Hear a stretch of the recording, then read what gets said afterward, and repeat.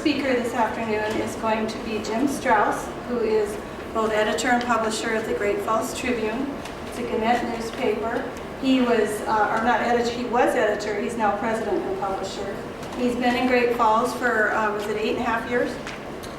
10 and a half. 8.5 years, I think, as publisher. As editor, and then in the last couple of years, he's president and publisher. He also has worked for the Night Ridder papers in Fort Wayne, Indiana, and he was at the Billings Gazette prior to that. So he's got some real, Montana experience. And Jim's going to start us off with a few remarks, and then we'll go on to the next speaker, and then we'll finally wrap it up, and then we'll hopefully have some time to really engage all of you in conversations with these folks. So, Jim?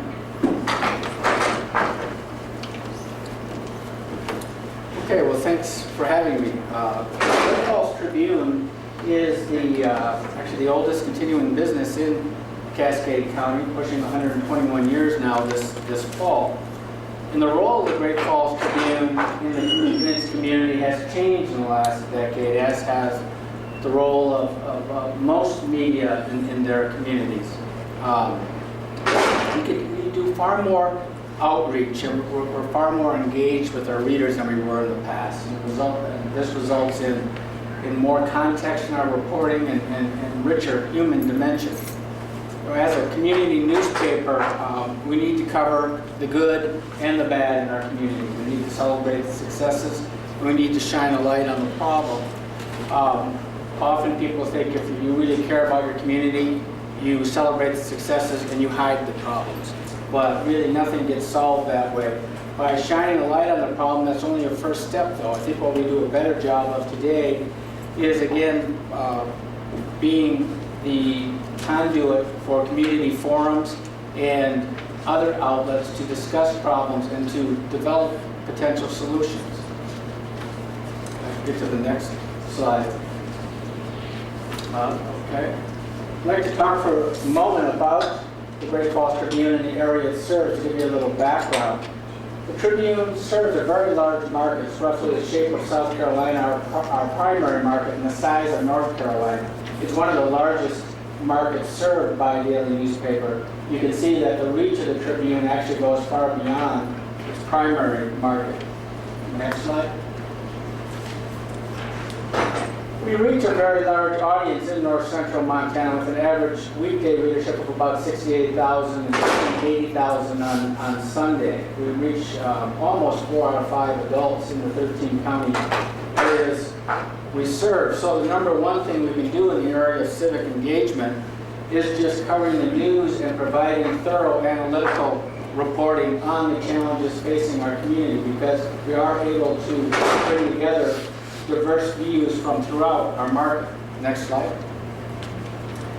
And our print footprint is expanded then by online, which was launched our website in October of 2000. And we now have 110,000 unique visitors per month on our website. So, next.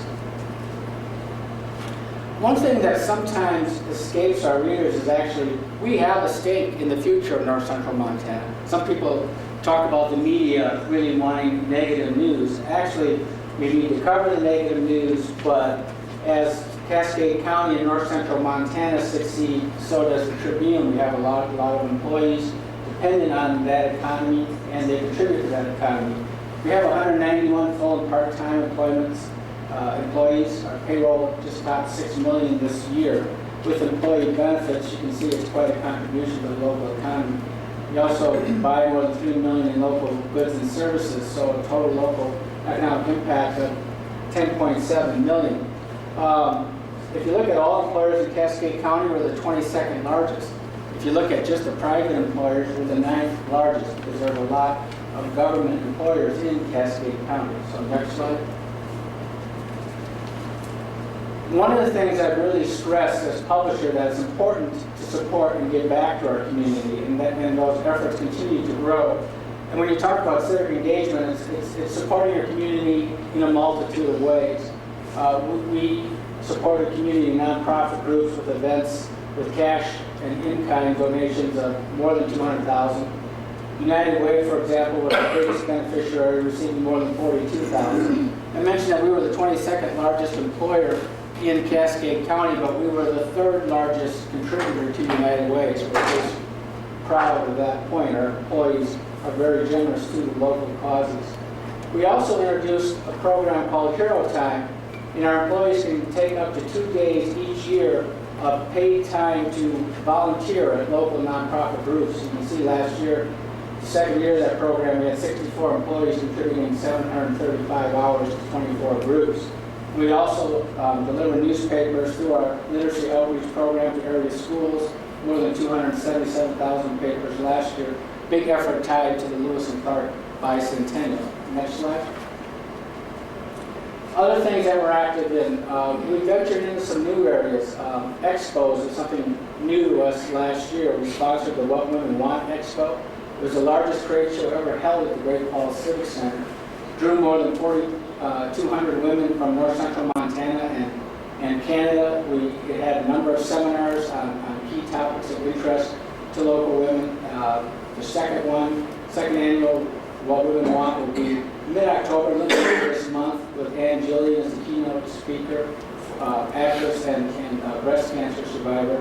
Again, time to topics of key interest in north central Montana women.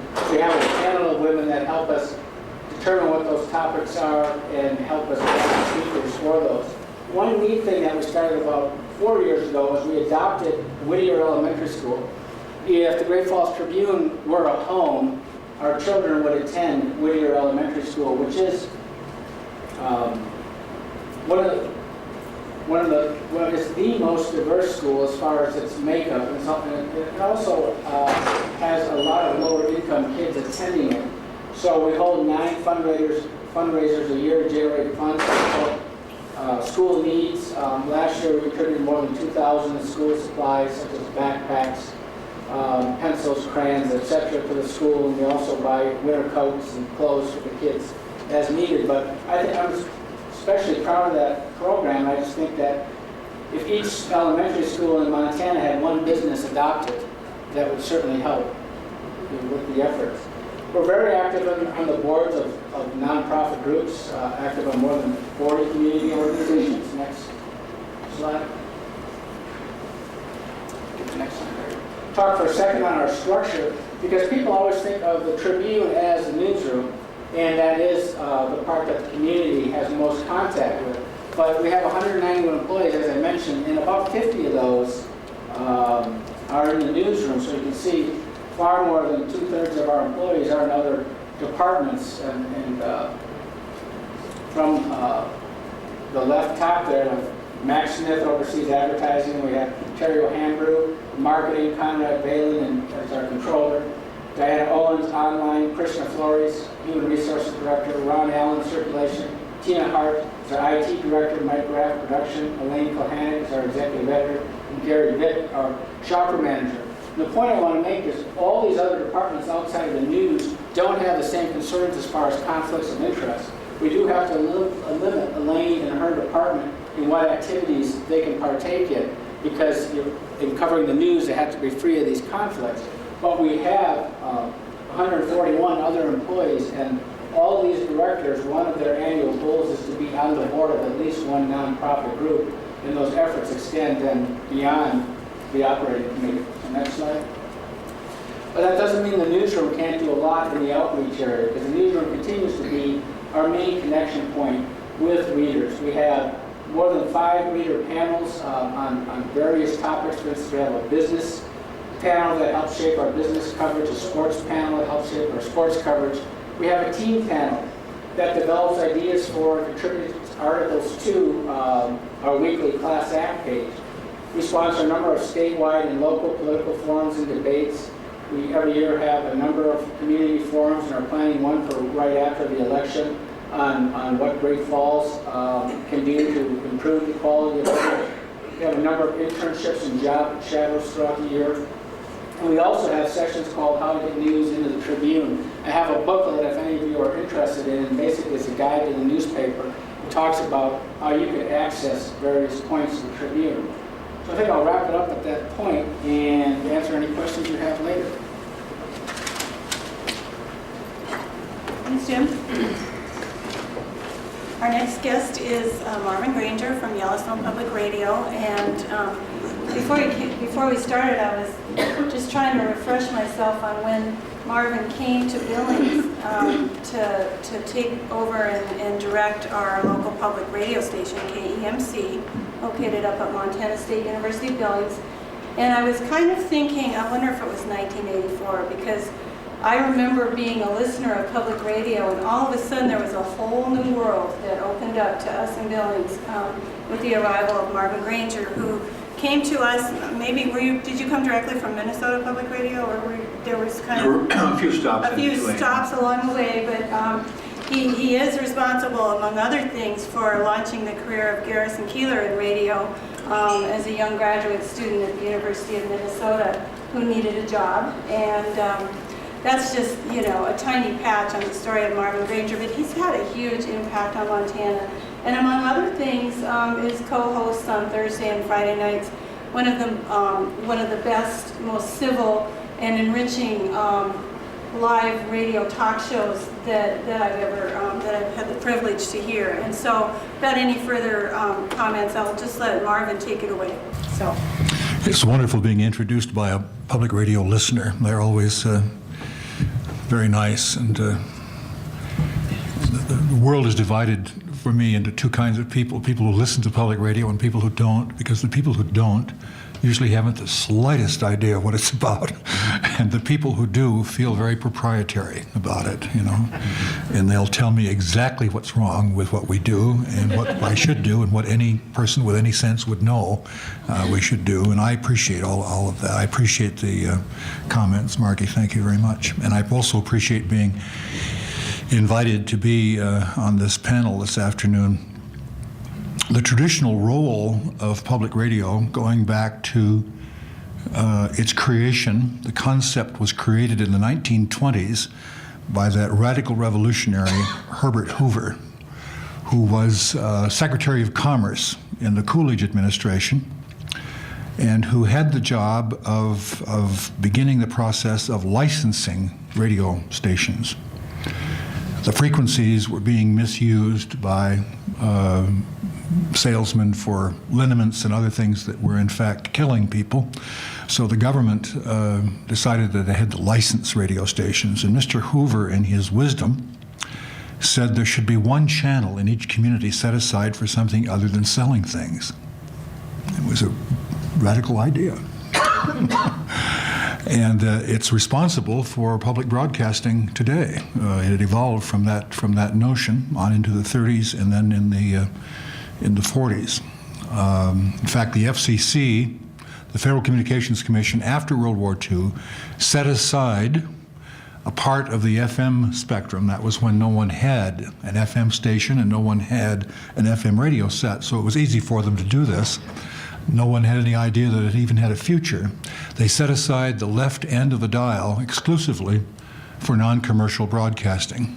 From 88.5 up to 91.9 was to be used only for non-commercial use. Today there are 750 affiliates of NPR, National Public Radio, out of about 12,000 radio stations in the United States. So we are a distinct minority. If you add the college and community stations that are non-commercial but still not NPR, we're talking about less than 2,000 out of that 12,000 stations are non-commercial. Our role traditionally has been to be a cultural alternative. By cultural, I'm using that term in its broadest sense. In-depth news and public affairs, classical music, jazz, folk music, the literary arts and humanities for the most part, which are not any of them, in most communities in the country, any of them popular enough to sustain a commercial radio station. In other words, to allow it to make a profit and report a profit to its stockholders. There are a few cities where classical music and jazz do manage to make a profit, not a big one, but they do manage to make a profit for their investors. But in most of the country, it's non-commercial. And a collection of what I call cultural minorities. And I frequently, during fundraisers, use that old Benjamin Franklin term that those cultural minorities had better hang together, because if they don't, and people generally agree with that. In other words, you may not like jazz, but if you love classical music, it's worth sending in the money, because the two are sort of bound together in your community, on the radio at least. We have a budget now that just topped $1 million this last year. $800,000 of that is provided by voluntary giving. About $550,000 from individual listeners, the rest from business and professional underwriters in our region. And the rest comes a bit from Montana State University billings. That part of our budget has remained fairly static since, as you all know, the university system has not gotten any big flourishes of funds from the legislature in recent years, so that public radio is not the highest priority of the university, nor should it be. Teaching and research are more important activities. So we have succeeded, and the public station here in Missoula would be also the case. We have succeeded largely on listener support and business and corporate underwriting. Then we do each get a grant annually from the Corporation for Public Broadcasting, which was set up in the 1960s to encourage the development and to sustain in local rural areas especially public broadcasting entities. Just a bit about our structure. We have 30 outlets altogether. Our studios are in Billings, adjacent to the MSU Billings campus. We have 3 other stations, a major station in Bozeman with a studio in the Bozeman Public Library, 2 other smaller stations, one in Miles City, Montana, and one in Gillette, Wyoming. We will soon have another station in Sheridan, Wyoming. In addition to those, we have about 25 translators. Translators are small stations that can only repeat the signal of another station. They can't originate programming. Our translators are far-flung from Glendive, Montana, up to Glasgow and Havre across to Cutbank, down to Helena, Big Sky, Yellowstone National Park, down as far as Worland, Wyoming, over as far as Buffalo and Gillette in northern Wyoming. 8 of our translators are in northern Wyoming. Huge area, the only public station in the country that has a larger geographical area than ours is the station at Southern Oregon University in Ashland, I think it is, has more translators serving Southern Oregon and Northern California, a larger territory than ours. Within our territory live about 400,000 people, and that's always a source of humor to urbanites when we go to meetings, because they look at the map of how many outlets we have and they say, oh my God, that many people live on my block, you know. And it's true in some cases. The same equipment is required to operate a station in an urban area of 3 or 4 million people. The same equipment is required for our serving less than 400,000 people in Montana and Wyoming. I'm still here after 22 years because the people in this part of the country are extremely generous and supportive of what we do. And I think the folks at KUFM here in Missoula would say the same thing. I've worked in 5 states, and on a per capita basis, the people of Montana and northern Wyoming are by far the most generous and supportive. Just a few words about the future. I said we have been a cultural resource serving a collection of cultural minorities. We have competition for the first time. Public television's had competition for years from the cable channels that have come along and taken over some of the, or added to some of the things that public TV does. We have satellite radio to contend with. We have podcasting. We have a number of things. Just as Jim's news department has to deal with the impact of bloggers and other things, we have to deal with that same impact. We're not a sole source for intelligent, thoughtful seekers of information anymore. What does that mean for the future? It means that we will gradually cease to be as much of a collection of cultural minorities. The classical music and the jazz people will certainly go away to satellite radio at some point. Why shouldn't they? For $10 or $13 a month, you can get exclusive channels of hundreds of things, including several channels of classical music and jazz, as well as news and information. What will happen to local stations, in my judgment, and not everybody agrees on this, we will become increasingly interactive and regional. We are always regional because we serve so many communities. We cover Billings news when it has meaning and content outside the Billings area. And the same thing with Bozeman. We cover Bozeman news when it has meaning outside the Bozeman area. So environmental news is always important. We get a huge grant each year from Liz Claiborne and Art Ortenberg to help us cover the environment. They've been very generous with us. We do interactive programming, increasing more of it every year. And that brings me to the topic of, finally, the topic of why we're here today, and that is we really do work hard at getting people to talk with each other from different communities. It's a lot of fun, and it's meaningful to them. The cultural life of Gillette, Wyoming, until public radio changed that, was virtually unknown to the people in Big Sky, Montana, believe it or not. We now run cultural events for both of those communities as well as everybody in between. They're aware of what's going on in each other's communities. You say that's true whether they want to know or not. That is true. They don't always want to know. But they are, in a sense, part of the same region. Those communities in northern Wyoming are part of the Billings commercial market.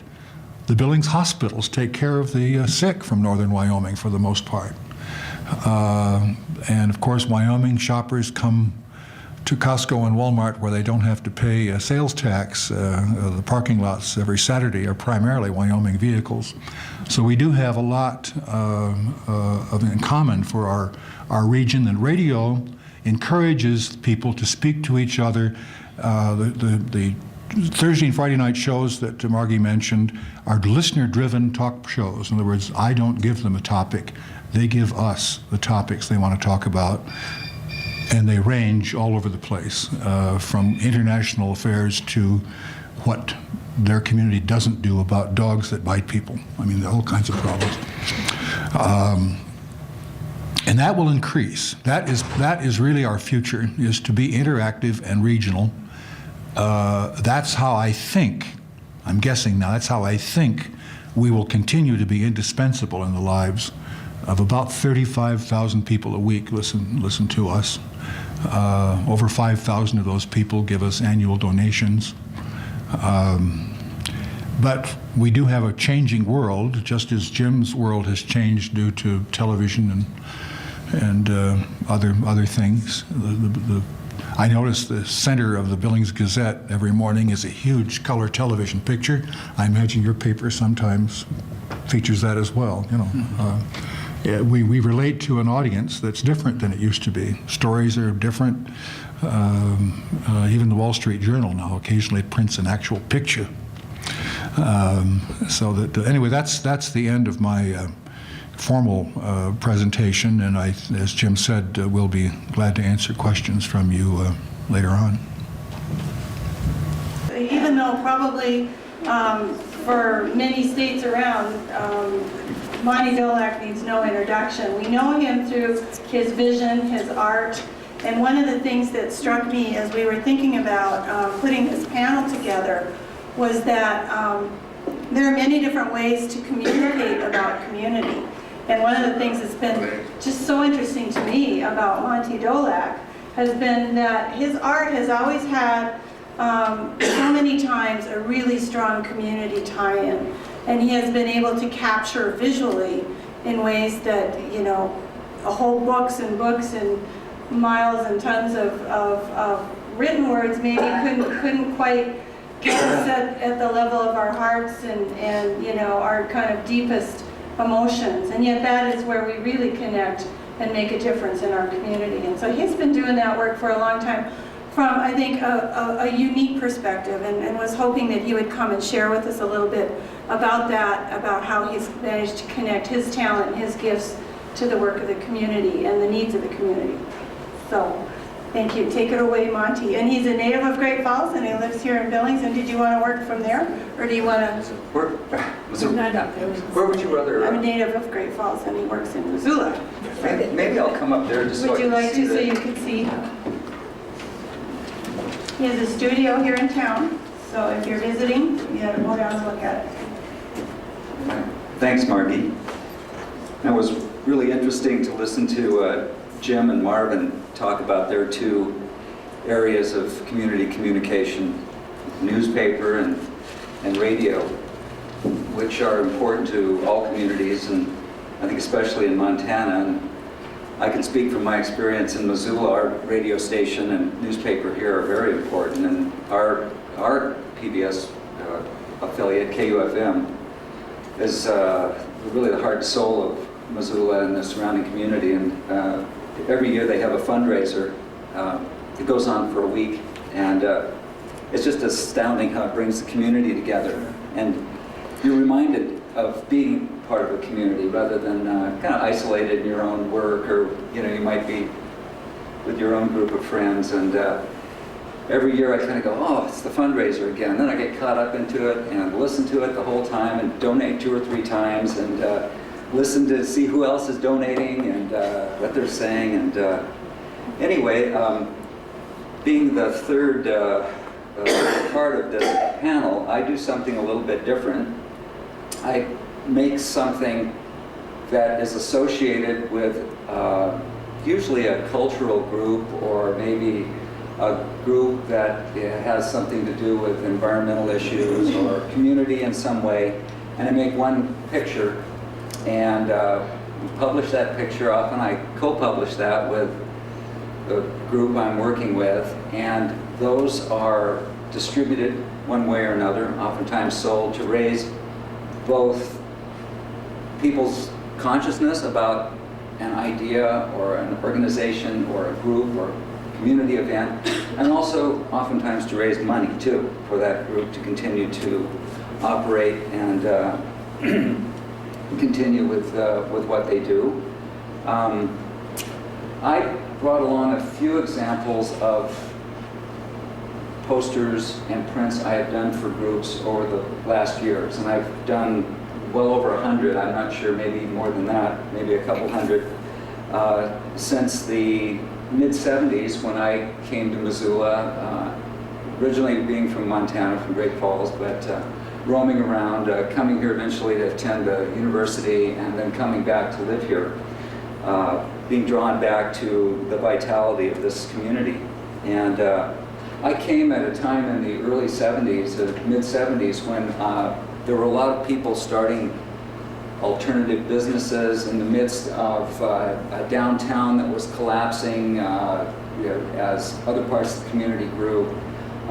Number of people started businesses and small businesses in a creative spirit. Other people begin the very start of what would later become foundations and organizations that helped to better our community. I became very interested in these groups and found myself doing design work and artwork that I could link with a group that I felt I really believed in and cared about myself. And So those were pretty much the only groups I worked with. And one thing usually leads to another, as I've found. And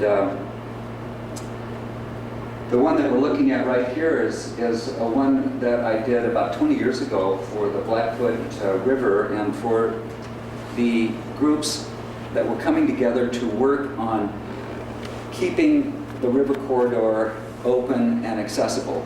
And at that time, the Nature Conservancy was doing a lot of the organizing of that work, but also bringing in public and private people to become involved with that.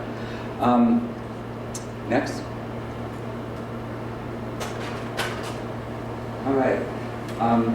This is one that came a little later. It was really one of the first pieces I did that had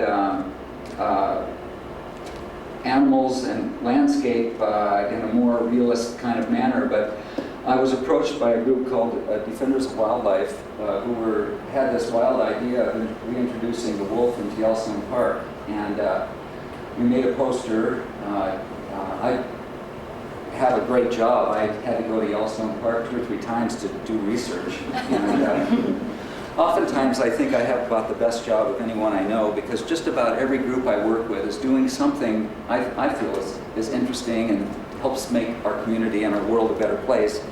And oftentimes has to do with interesting places, beautiful landscapes, and I have to go there and research them to figure out what kind of picture I will make.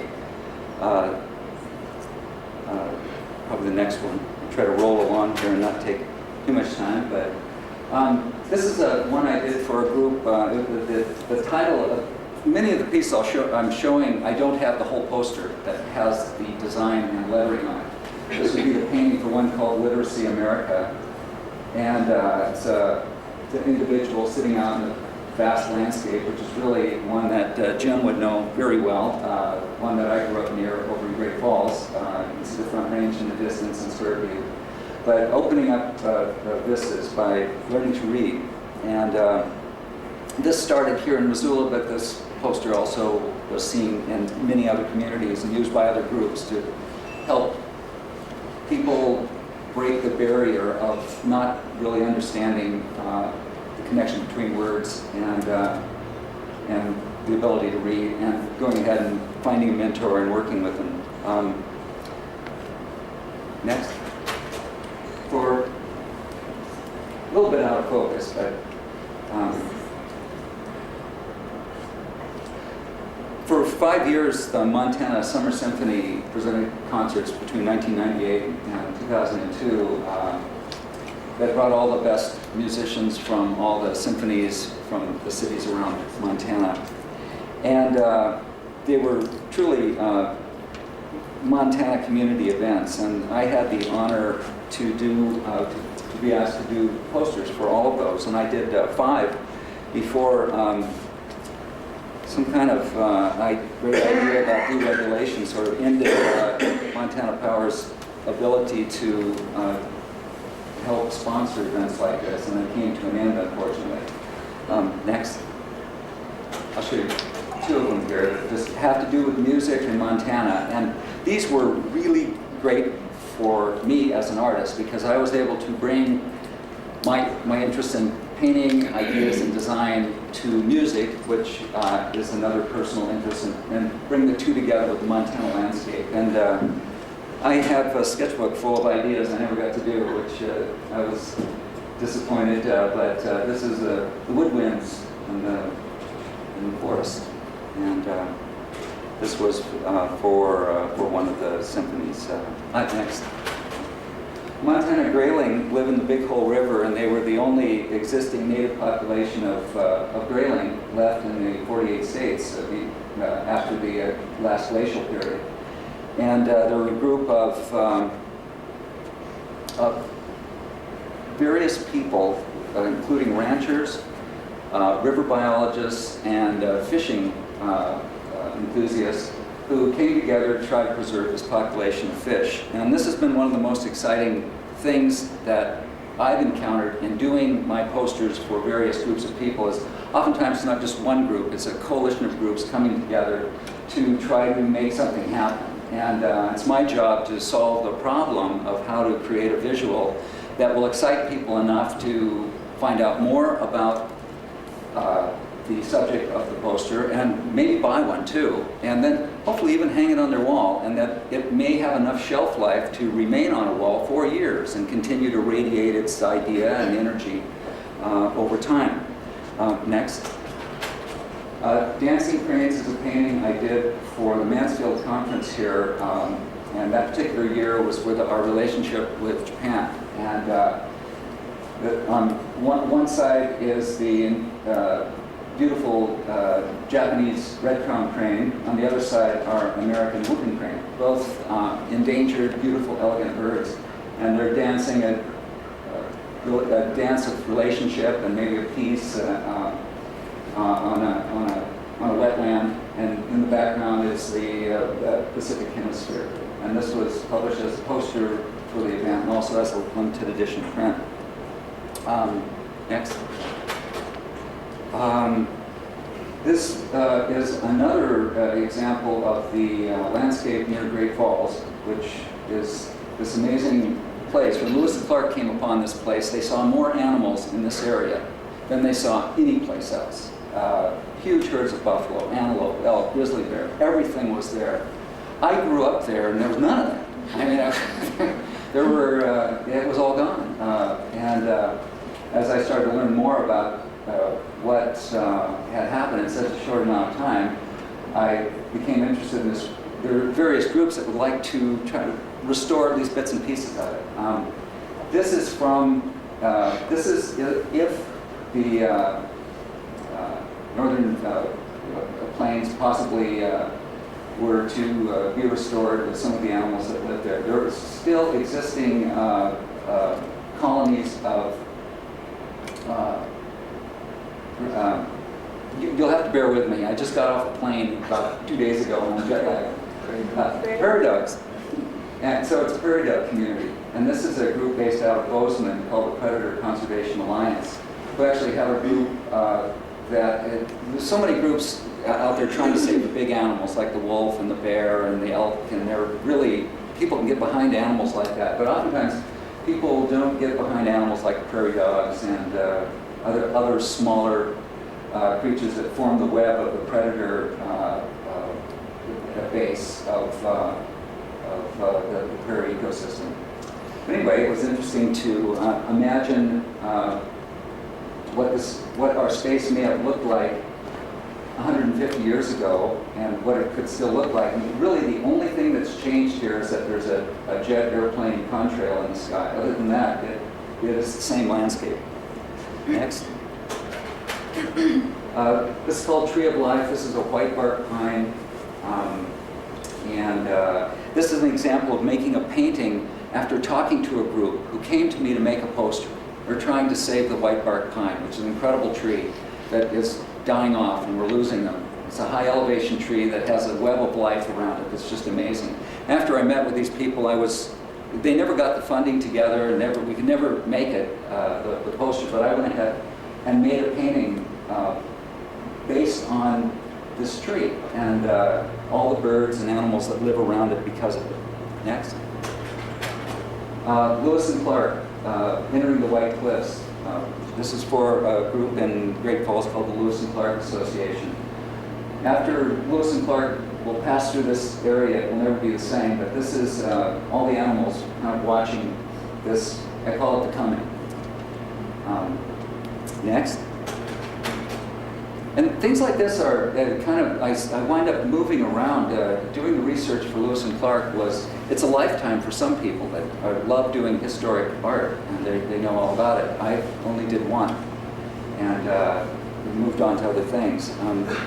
Scapegoat Wilderness, which is part of our Bob Marshall complex. This is the Montana Wilderness Association and the Helena Forest Foundation and Forest Service coming together to help not only preserve and protect, but to build trails and to do interpretive work. Next. Bear Trust International, a group working internationally to preserve bear habitat for the 8 bear species that live around the world. this is a painting I did that was turned into a poster to help raise awareness internationally and also to raise money. Next. 20 years after the very first poster I showed you, I did another one for the Blackfoot River. It just came out last year, and this is a great many groups coming together to form a community. Federal, state, county, ranchers, individuals, fishermen. And it's just so interesting that you can get them all in one room and they can come up with a common, something they all love and figure out a way to make it work and preserve it and preserve their way of life. And I think it's one of the most successful examples of diverse groups coming together and making something work. And if we could do that nationally, if we had that kind of leadership nationally, we could do anything. Next. This is a piece I did for the Missoula Humane Society. They're building a new shelter, and so these are animals looking for a safe harbor. And the dog is my dog, and the cat was our cat.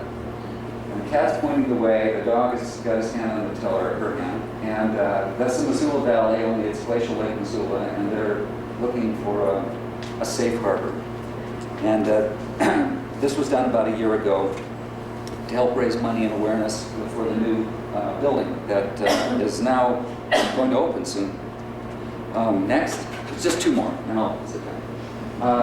A painting of Flathead Lake done for the community of Polson, where the community of Polson came together with the tribes to rebuild their public park and docks.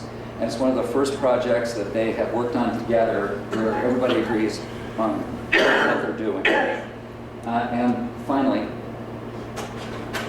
this is one I just completed for Virginia City, working with the Montana History Foundation, and delving into some of Montana's most colorful, rich, exciting history in Virginia City, and trying to find a way in a narrative, one picture, to explain a very complex subject. And it was really a difficult thing to do, but easy to look at once it's done. Anyway, I think I've probably been here long enough. I have more to say, but maybe I could join in on group discussion. But thank you for having me, and I'll give it back to Marty. Thanks, Monty. All right, we get to open it up for you all. And I know that one thing we all share in this room is just a deep caring commitment for our communities. And that's something that we have some wonderful partners up here to talk about. So now's your chance to maybe ask that question or comment on that kind of thought that sparked, that these talks sparked in you. I will basically, if you'll ask your question, since Missoula Community Access Television is trying to preserve this and share this with the community, I will repeat your question. So you can ask it of the whole panel or of any one panelist. Raise your hand or stand up and we'll get going. While you're thinking, I guess I have a couple that I can start us off with. One is that I think most of you, even if you haven't actually maybe lived in a more urban setting, you've nevertheless sort of seen the different parts of the country. And I guess that this part of the country has some fairly unique challenges, and I think each of you in your own way has kind of dealt with that, straddled that, the challenge of sort of covering that vast region that Marvin described. And I'm wondering if any of you have something you can sort of speak to about trying to create community, you know, not just in one big, huge metropolitan, you know, mega city, but across a region that is as diverse as the one that we just saw visually portrayed in Monty's imagination and in his picture, his paintings. So does any of you want to speak to the challenges of building that community across the wide geographic region? Well, as you mentioned, you know, before I was in Great Falls, I was working for Knight Ridder in Fort Wayne, Indiana, and I had gone to Fort Wayne from Billings, and it was quite a contrast going from the Gazette to Fort Wayne, an afternoon newspaper there, the 2 newspaper town, and then back to Great Falls. In Fort Wayne, we had a lot of traditional hard news. We had a lot of gangs. We had a lot of drive-by shootings. The drug issue we faced there was what was, multiplied many times over compared to what we face here. And then coming to Great Falls, where some years we've actually, when I was editor, we had no homicides, and where 3 homicides in a year is a big number. We don't have the same traditional hard news, but there's a lot of news to cover. It's a slowly evolving story. Great Falls serves the Golden Triangle, the Highline area, where a lot of these rural counties are losing population. Their schools are struggling to stay open. The communities are, and if a school closes, a community really struggles to retain its identity, as we all know. So that's a big story that we continue to cover. We cover it with large projects, and we take slices of that the rest of north central Montana can relate to. One of the great things about working at the Tribune is that when I was in Fort Wayne, compare it again, it was what I would call very provincial in its news taste. In other words, Fort Wayne was the county seat of Allen County.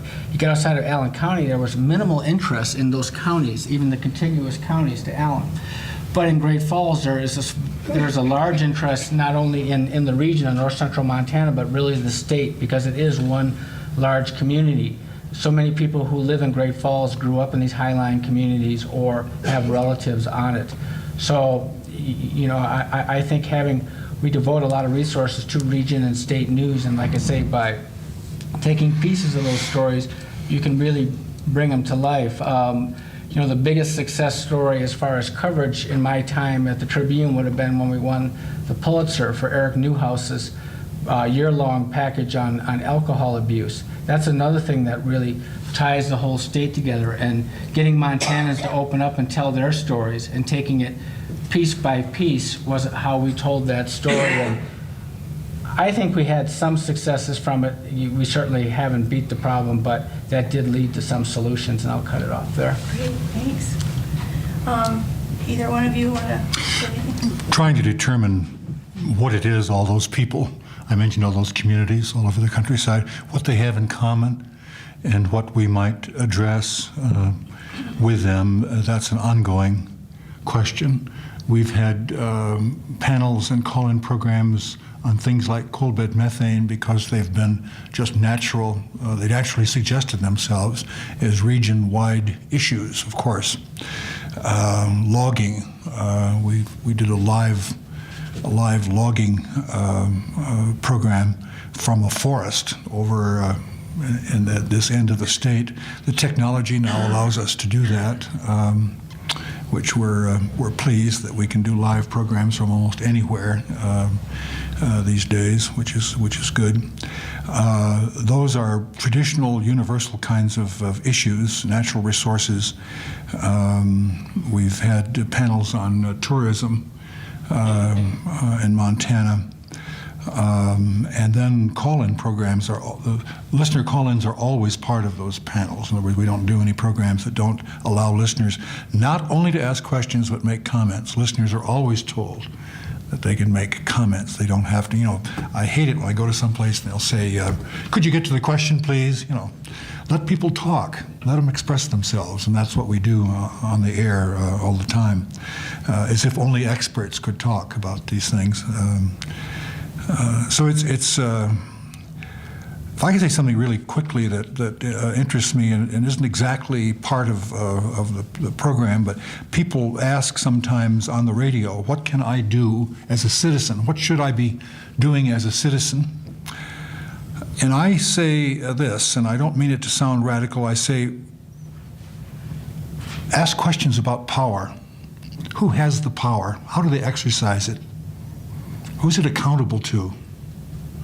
I think those are basic citizen considerations that they're tough questions to ask. I don't care whether it's at the local city council meeting or in a congressional hearing, but they are basic to what it means to be a citizen. We all mean different things by democracy. I heard a man on C-SPAN the other morning condemning the Supreme Court for making decisions that ran contrary to public opinion in the United States. That's not the Supreme Court's job, to take a poll and find out what people want. That's not what they're there for. Think about responsibility in terms of those who have power. I think private power is as accountable ultimately to the public well-being as is public power. That maybe makes me a radical of some kind, but I just can't escape that conclusion. So that's an answer to a question that nobody asked, but you should have. Monte? Well, we're awash in media now. It's complex to envision how you might have a media event or a stream of news that would bring a huge audience together. And it seems like recently the kinds of events have been kind of terrific ones or horrific events that have to do with, terrorist events or, a problem. It would be great to share, joy together, but people are online, they're reading newspapers and magazines, they're watching television, they're listening to radio, and as like Marvin said, you just in the last few years, suddenly your access to what you can listen to has become huge. So how many people are on the same page? And how many places, how much time do we have to be, media rich in our education, our self-education? I still believe that it's really fundamental to me to read my local newspapers, listen to my PBS station, which I get a lot of my news from, and my national news on NPR and All Things Considered. I also watch public television, get my BBC and my Charlie Rose, and I try to read a number of magazines and some national, international papers at least a few times a week, and I feel underfed. But I have basic grasp on what's going on, and but I think you do have to be careful of tuning the dial, whatever it is, just to one source.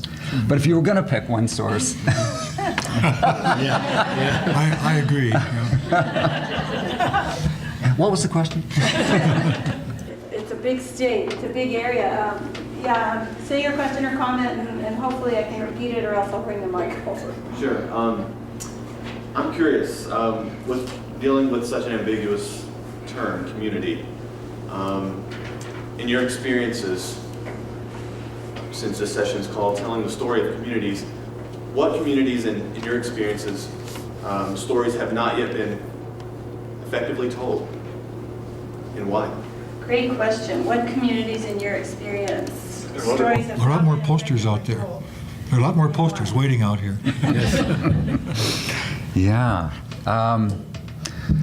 lots. Yeah, that's complex, but it's a good question, and it's important for people that are engaged in public media to, and I think we always are on the lookout, especially I believe in newspaper and radio, looking for the stories that need to be told, and it's real easy to probably see those top issues that are very obvious. The Pulitzer Prize-winning story, series of stories that the Great Falls paper did on alcoholism.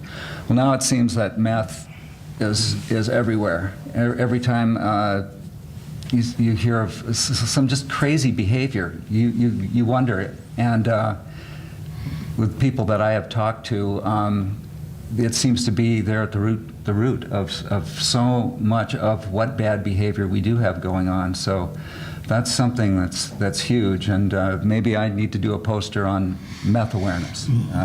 So there's something there that I haven't touched. I haven't touched anything like that. Yeah, meth is a good example. I don't know that there are any major stories out there that haven't been told. I think that what we haven't done a good job is in the way we've told those stories. If you take the example of meth, we have to do a better job of telling the average Montanan how that is affecting him or her. It's sometimes easy to take these topics and think that's happening in a part of town to a type of person, you know, that does not affect me in my everyday life, but that's simply not true. We have to again, connect with the people who are being affected by meth and get their stories in print, get those stories online, you know, and deliver them to the reader. I'd say really that was one thing I tried to touch on in my talk. It's not the stories we tell, but how we tell them. I say that is really changing. One more quick example. You know, we do research studies of our readers every several years, and really the topics that Montanans care about. You know, local news, prep sports, natural resources and the environment. Those, you know, the amount of interest in those topics, I have not seen any change in that over 20 to 30 years, but the types of stories we deliver in those areas continues to change. You know, just this thing about meth on Montana Public Radio, I heard a very good interview program. It's Brian Kahn's show, and he actually interviewed 3 or 4 women who had been in prison in Deer Lodge, and they told their stories. And it was one of the first times, if not the first time, I actually heard someone that had gone through that really talk about it. And it was very, very good. And I wish more people could hear that same program. They were in prison in Billings. Billings, okay. Yeah.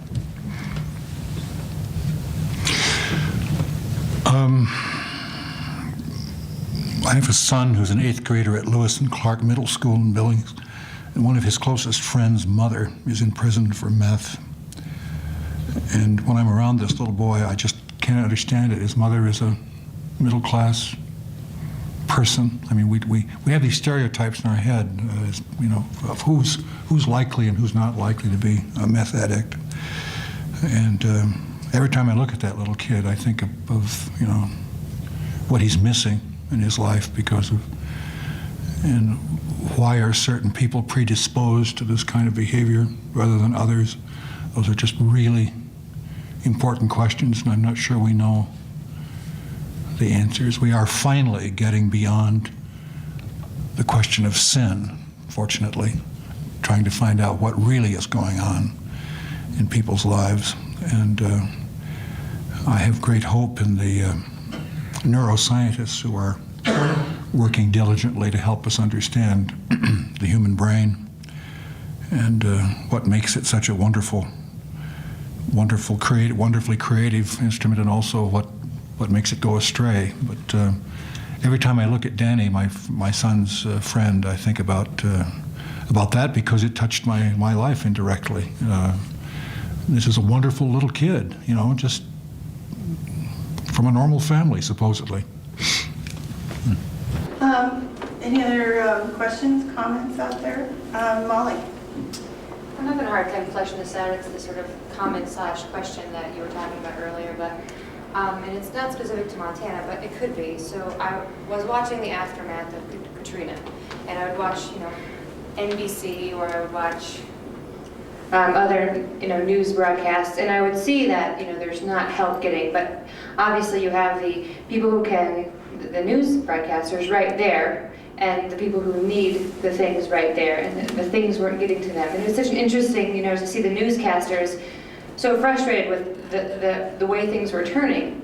Now, I don't come from a journalism background, journalism at all, and so I'm wondering, is there some sort of like ethical dilemma when you're in that sort of a situation where you see these people in need and you're getting the water and you're getting these things. You cannot reach out and help to them. I guess that was the most frustrating thing to me, was when I would see NBC anchors with water saying, we have these supplies, people can't get these supplies. But I don't know if there's this ethical dilemma that you're just there to report the story and not interact, to stay unbiased. So that's part of my question, and how you felt about that, or your reactions, or if there is some sort of ethical, question that I'm not aware of. Jim? Sure. Well, in the case of a couple of points. One, in the case of the NBC reporters having water and reporting that these people were not getting water, it would have been you don't know if off camera they provided some type of help, and would have been self-serving to say, but we're helping too.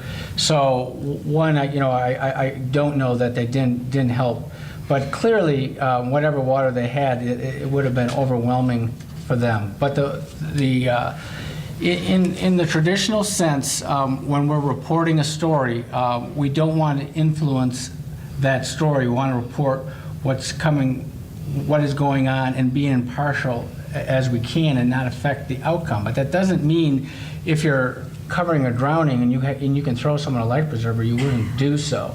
So, and there are a lot of cases in Iraq where some of the embedded journalists actually have helped some of the military in Pearl by spotting things and that type of thing, and they do not keep it to themselves.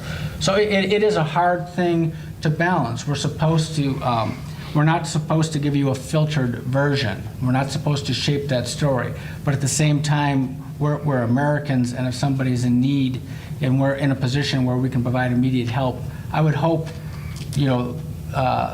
that they would do so. I don't know if you remember I think it was last fall where and I can't remember the state, but I believe it was in the South, where there was the case outside the courthouse where somebody was filming the result of a verdict, and an individual came connected with that case and just opened up fire and was shooting people and wounded somebody, and actually was, in that case, some journalists who actually chased the individual down and tackled him. Now that's an extreme case.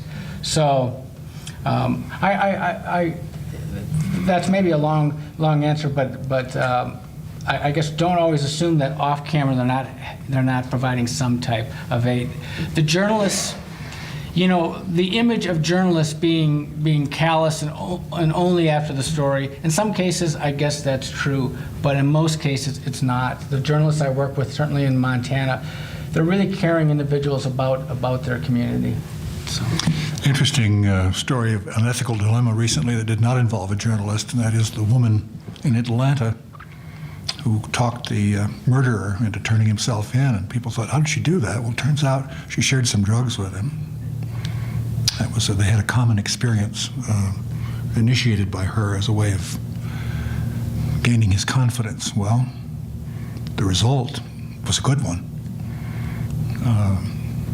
I'm sure there are people who would say that under no circumstances should she have used that method to convince him to turn himself in. But so journalists aren't the only ones. Citizens sometimes face those dilemmas as to how to accomplish what needs to be done, to go back to Garrison's phrase. Actually, I have a comment and a question as well. Can everybody hear me? Because I don't really want to use the microphone. Oh, okay. My comment is, I enjoy the media a lot, and I think that it's a valuable way to kind of disperse a whole mass of information. I know the other session that I was in was talking about how to get youth civically engaged, and I kind of feel like not only using the mediums such as newspapers and radios and art is a really good way to get kids involved in school, but this is like the age of the internet where schools all around Montana can kind of become linked up and start doing blogging. I also appreciated your suggestion on asking who has the question of power when they do media, or like have kids be media literacy or media kind of aware, like ask the questions, why are they reporting on stuff like this, what's behind this, what aren't they saying, which kind of brings me to my question. in terms of censorship. I kind of come from California, so we talk about censorship all the time. How does censorship play a role in telling community stories, and does it affect, the way that it's told? There was an interview recently, Ken Oletta interviewed Jon Stewart, one of the better, perhaps the best satirist out there today in our country. Interviewed him in some depth, and one of the questions was why isn't there the quality of investigative journalism that there used to be, especially on the electronic media, with all these news channels? We get so little in-depth investigative journalism. And Stewart's answer was that, and I think this is a problem in our society to some degree, people don't believe in the truth. They don't believe necessarily that there is a truth to be known. It's all just opinion. Now, I have on my staff a few college graduates who've been taught that by what are called postmodernists in their English courses in college, that no matter what statement is made, it is simply a reflection of the circumstances of the speaker. It has nothing to do with anything objective. If we really believe that, we have no hope for not only journalism, but for our society at large. I mean, you have to believe that there is a truth to be known, even if you spend your whole life trying to determine what it is without any absolute success. And science would say there never is absolute success in that regard. So those are the question of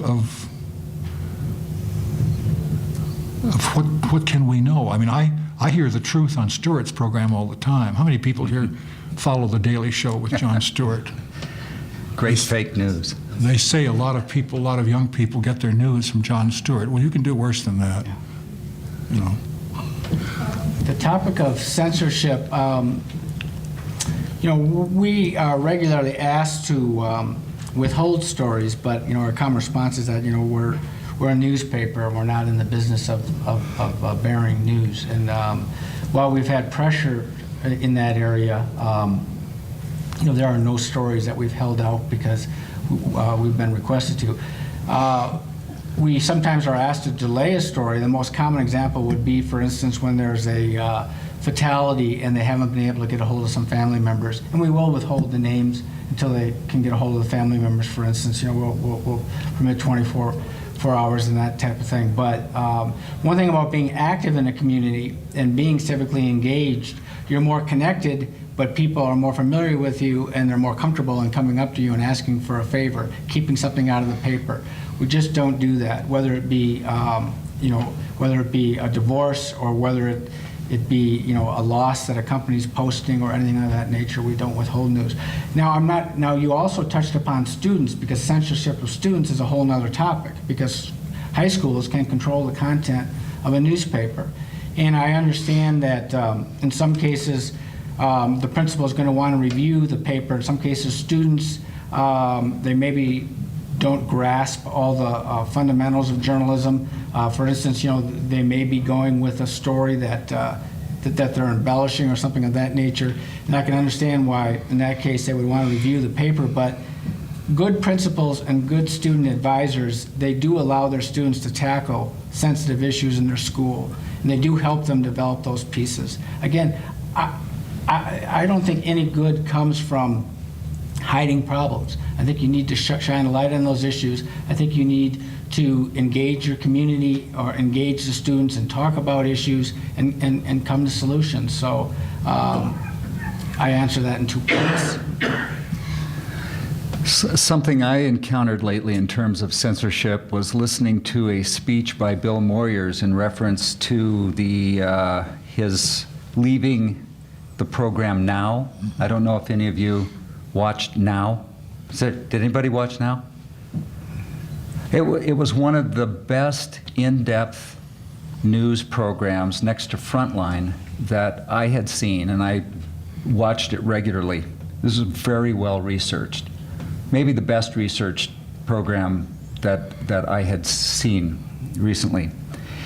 And he left the program recently. And in the speech I heard just last night, it was in reference to him being critical of the war in Iraq. And because the Board for National Public Broadcasting has recently had a number of Bush appointees who are conservative Republicans, his seeming left-wing view caused his ouster, his voice. And that's one voice. There are a lot of conservative voices out there. Fox News Network has a great many of opinionated news voices, I feel. But one thing Bill Moyer said that I thought was really right on the money was that the United States is this eagle, this bird, that needs a left wing and a right wing to fly. And if it has two right wings, it's going to crash. Or if it has two left wings, it's going to crash. So in terms of censorship, we are seeing it now in public broadcasting, and that I think we have to all watch out and try to protect that resource. Just to show how crazy some of this is, Kenneth Tomlinson, who paid, using public funds to pay a private investigator to investigate Bill Moyers, also had that investigator look into Conrad Burns. Because Conrad Burns had, in a Senate hearing on public broadcasting, suggested that maybe they ought to add one more station manager from public radio and public TV to the CPB board, that it might help the non-professional members of the board better understand the industry. Very interesting suggestion. Kenneth Tomlinson had Senator Burns investigated to find out his politics. That same investigator labeled now, Conrad Burns supports public broadcasting, but Conrad Burns is not a liberal by any definition. Senator Hagel of Nebraska was labeled a liberal by this same person because of his opposition to the war. That kind of character assassination is going on more and more. Public radio gets accused of being liberal, as does public TV. And my response to people when they say that is just be specific. Please be specific. Tell us what story you're talking about. Tell us what you heard. Don't just say that, because what I assume when I hear that is that you're saying what Rush Limbaugh has told you to say about public radio. Let's be specific about stories. And ask anybody should ask that about any of these allegations that are made. I'm sure your editorial page is probably accused of being biased by people, and you know, if the political middle would just stay put, I think it would make our job a lot easier. Well, on political bias, one thing I often say is that we've been accused of bias countless times by Republicans saying that we're too pro-Democrat, or Democrats saying that we're too pro-Republican. I go, but not once have I heard a Republican say we're too pro-Republican, or a Democrat too pro-Democrat. So.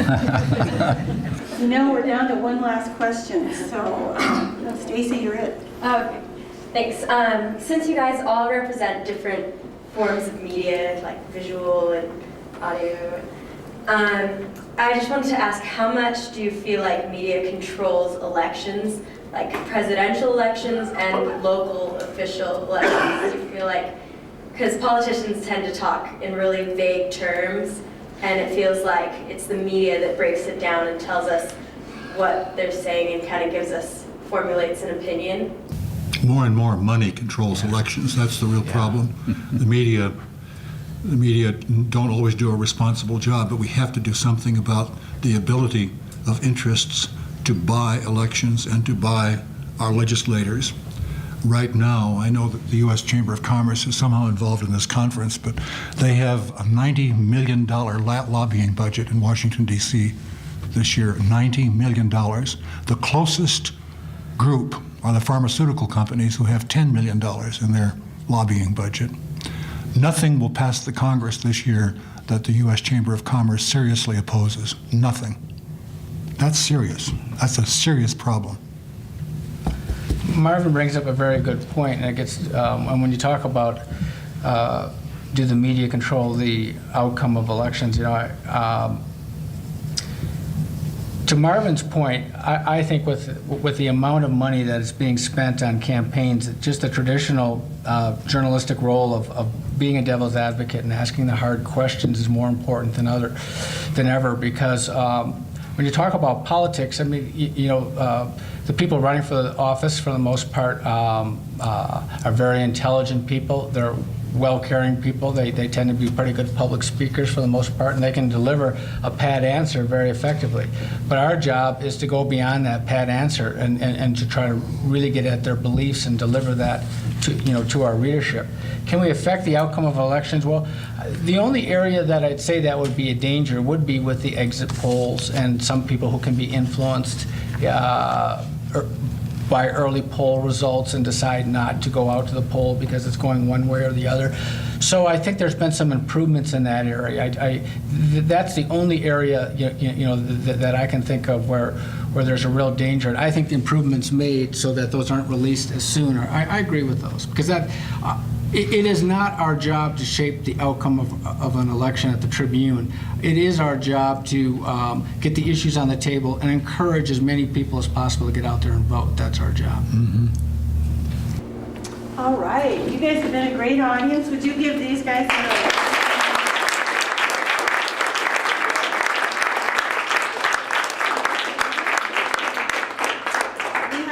short break, and then at 4:30, Governor Brian Schweitzer will be kind of conducting a town meeting and inviting comments and ideas that we've kind of generated in our various sessions. So please join us right next door for in about 15 minutes.